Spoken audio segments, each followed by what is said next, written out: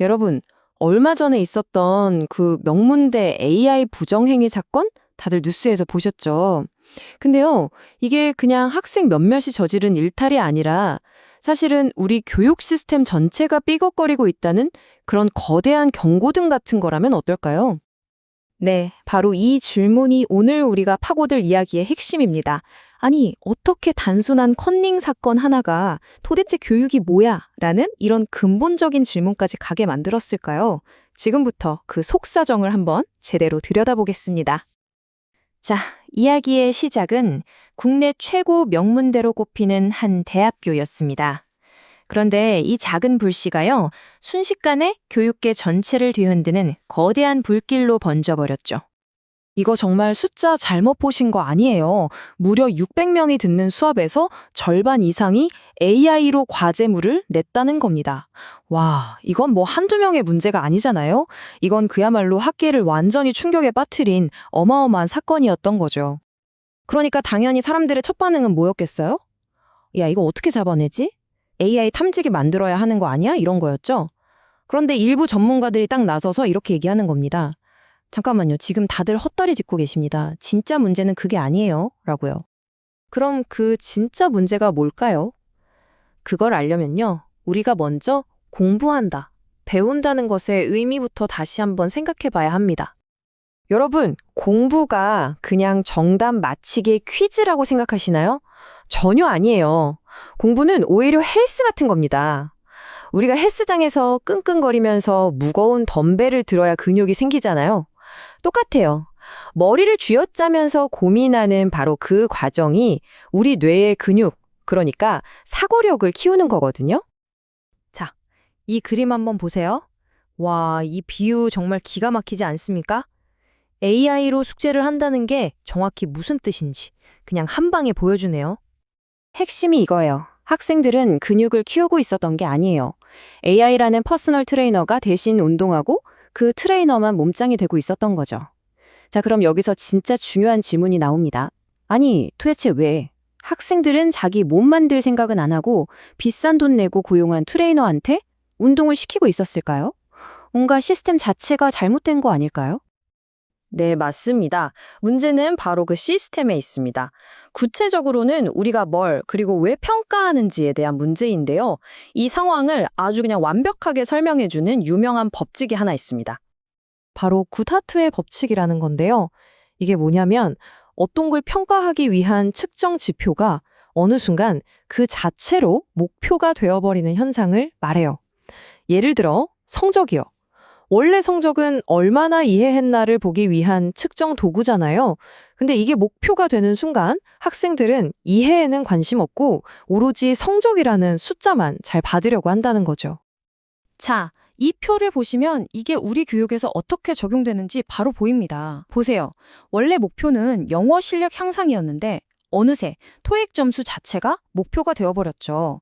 그래서 점수는 높은데 말 한마디 못하는 사람들이 생기는 거고요. 성적도 마찬가지입니다. 이해했는지 확인하려던 게 그냥 취업 시장에 내다팔 등급이 되어버린 겁니다. 정말 씁쓸하죠. 한번 생각해 보세요. 요즘 중학생들한테 너 왜 대학 가려고 해? 물어보면요. 학문이 좋아서요? 이런 대답이 나올까요? 아니죠. 좋은 직업 갖고 먹고 살려고요. 이런 대답이 돌아온대요. 이 말은 뭐예요? 교육이 그 자체로 목적이 아니라 그냥 취업을 위한 수단, 일종의 자격증이 되어버렸다는 뜻입니다. 자, 그럼 이렇게 시스템이 고장났으면 그냥 손 놓고 있어야 할까요? 아닙니다. 대안이 있습니다. 심지어 AI를 부정행위의 원흉이 아니라 오히려 학습을 돕는 아주 강력한 파트너로 만드는 방법이 있다니까요. 그게 바로 플립 러닝, 우리말로는 거꾸로 교실 모델입니다. 방식은 이래요. 일단 수업 전에 학생들이 집에서 AI를 자기만의 개인 과외 선생님처럼 활용해서 미리 공부를 해와요. 그리고 그냥 오는 게 아니라 공부하면서 제일 재밌었던 거 하나, 제일 이해 안 됐던 거 하나씩 딱 꼽아서 오는 겁니다. 그럼 강의실에서는 뭘 하냐? 바로 학생들이 가져온 그 포인트들을 가지고 서로 물고 뜯고 토론하고 논쟁하는 거죠. 교수님은 그냥 지식을 전달하는 게 아니라 이 토론의 진행자가 되는 거고요. 자, 이렇게 되면 어떻게 될까요? 강의실에서 AI를 쓸 이유가 아예 사라져 버립니다. 왜냐? 정답을 찾는 시험이 아니니까요. 어떤 전문가가 이런 재밌는 말을 했어요. 이런 수업에는 AI 할아버지가 와도 컨닝을 못한다고요. 진짜 배움은 정답을 암기하는 게 아니라 다른 사람과 부딪히면서 생각을 키워나가는 과정에 있으니까요.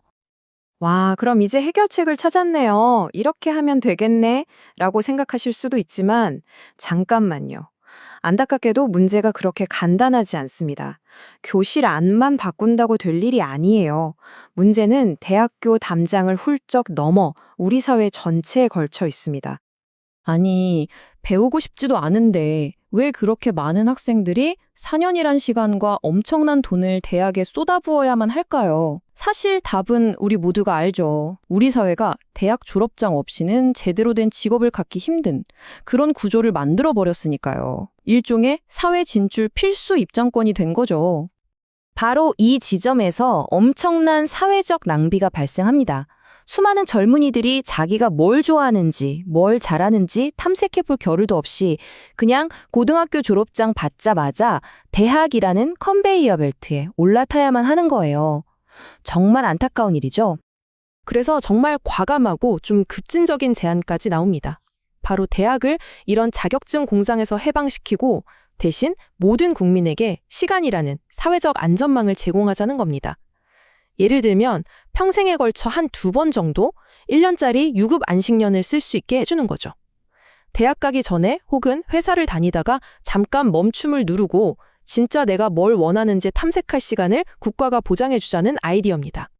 결국 맨 처음 이야기했던 그 AI 부정행위 사건은요, 그냥 단순한 해프닝이 아니었던 겁니다. 우리의 낡은 교육 시스템이 이제 수명을 다했다는 걸 보여주는 상징적인 사건이었던 거죠. 이제 공은 우리 사회 전체에게 넘어왔습니다. 앞으로 교육을 어떻게 할 것인가라는 아주 거대한 시험대 위에 우리가 서 있는 셈입니다. 이 시험의 핵심은 이거예요. AI 시대가 우리에게 묻고 있는 거죠. 너희는 아직도 학생들이 AI를 쓰고 있는지 아닌지를 시험할 거니? 진짜 시험은 그게 아닐 텐데? 라고요. 맞습니다. 우리가 가르치고 평가해야 할 것 자체가 근본적으로 바뀌었습니다. 보세요. 왼쪽에 있는 거, 단순암기, 요약, 정해진 질문에 답하기. 이런 건 이제 AI가 인간보다 훨씬 잘합니다. 우리가 여기에 매달릴 이유가 없어요. 진짜 중요한 건 오른쪽에 있는 능력들이죠. AI가 내놓은 답을 고지고대로 믿는 게 아니라 비판적으로 해석하는 능력. 애초에 주어진 문제가 잘못되진 않았는지 문제를 재정해야 하는 능력. 그리고 그걸 완전히 새로운 방식으로 적용하는 창의력. 이게 바로 인간의 영역입니다. 한 전문가가 이런 정말 무서운 경고를 했어요. 학생들이 시험에서 AI 쓰는 것보다 더 심각한 문제는 연구자들이 논문을 쓸 때 자기 생각을 AI한테 외주 주는 거다. 바로 그렇게 우리는 생각하는 능력을 잃어버리게 된다고요. 아, 정말 섬뜩하지 않나요? 진짜 위험은 AI한테 일자리를 뺏기는 게 아니라 우리 스스로 생각하는 근육을 포기해버리는 것. 바로 그거일지도 모릅니다. AI는 이미 수많은 답을 가지고 있습니다. 이제 교육의 역할은 그 답을 찾는 법을 가르치는 게 아니겠죠. 그렇다면 우리 인간은 이제 어떤 질문을 던져야 할까요? 어쩌면 이것이야말로 AI 시대가 우리 교육에 던지는 가장 중요한 질문일 겁니다. 정답을 찾는 능력이 아니라 세상에 없는 본질을 꿰뚫는 질문을 던지는 능력, 바로 그걸 길러주는 것. 그게 바로 새로운 교육의 시작이 아닐까요?